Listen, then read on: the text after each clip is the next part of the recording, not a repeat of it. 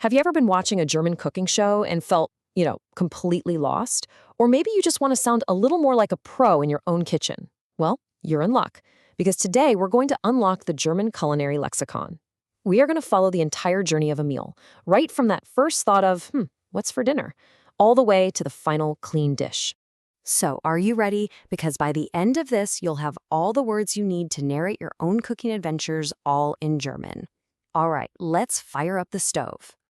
And we're going to do it with just 20 verbs. Now, these aren't just any random words. They are literally the keys that unlock the entire process, from prepping your ingredients to celebrating that final delicious meal.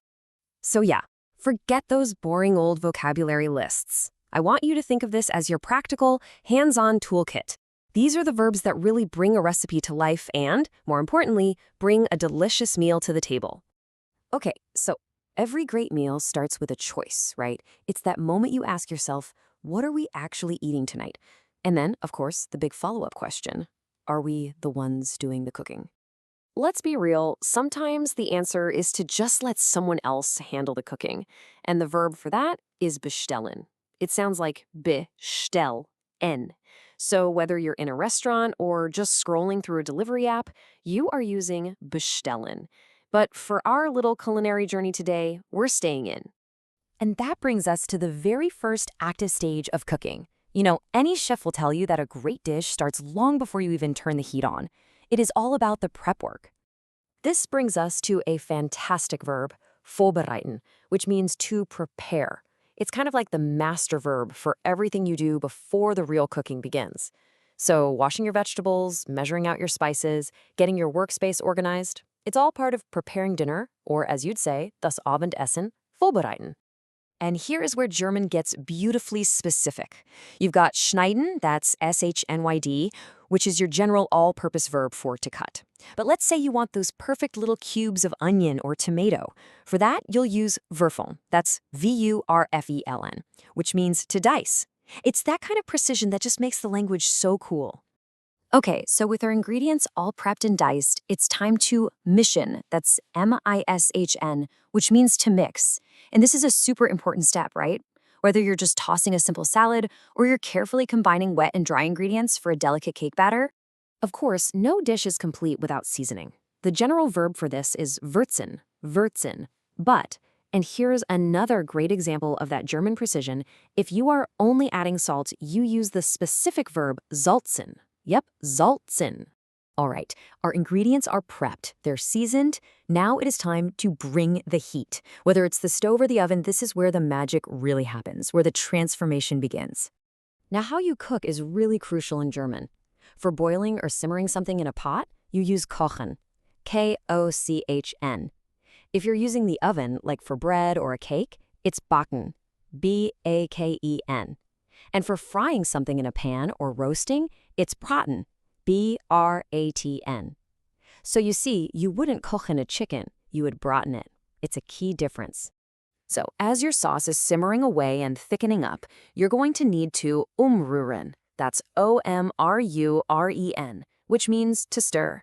It's that essential rhythmic motion that keeps things from burning and just beautifully marries all the flavors together in the pot. So how do you know if you seasoned it right? You gotta taste it. But get this, German has a subtle but really cool distinction here. As the cook, you probieren your own food. But if you offer a little taste to someone else, you ask if they want to kosten. It's a tiny difference, but it says a whole lot about the social context. And what about leftovers? You know there are gonna be leftovers. Well, German has the perfect verb for it. Aufwärmen. A-uf-we-amen. To reheat. Because let's be honest, some dishes taste even better the next day. Okay, the aromas are filling the house, the timer is just about to go off, the cooking is done. So now we shift our focus from the kitchen over to the dining room to get ready for the best part. After all of that hard work, the prepping, the chopping, the stirring, the careful tasting, we have finally reached the moment of truth. The kitchen has done its job, and our meal is ready to be enjoyed. But wait, before we can eat, the table has to be set. The phrase is den Tisch decken, and that one verb, decken, covers the entire ritual of laying out the plates, the cutlery, the glasses, all of it. And the grand finale of all our kitchen efforts is to servieren, to serve. It's that really proud moment where you get to present your amazing creation to your family or your guests. And so we arrive at the culmination of everything we've done. This is about more than just the food. It's about the entire experience. And yeah, also about the inevitable task that comes right after. And now for the main event, the two verbs at the very heart of it all. Essen, to eat, and trinken, to drink. This is it. This is the reward for all of our hard work. But, it's about more than just eating. It's about genießen, genießen, to truly enjoy, to savor the moment. Genieß dein Essen is such a wonderful thing to say to someone. It means enjoy your meal. Of course, every great meal has an epilogue, the dishes. For this, you can use either abwaschen or spülen. It's that final step that resets our kitchen and gets it ready for the next big culinary adventure. And there you have it. From bestellen all the way to abwaschen, you now have the verbs to talk about your entire kitchen experience in German. So the only question left is, was kochst du heute Abend? What are you cooking tonight?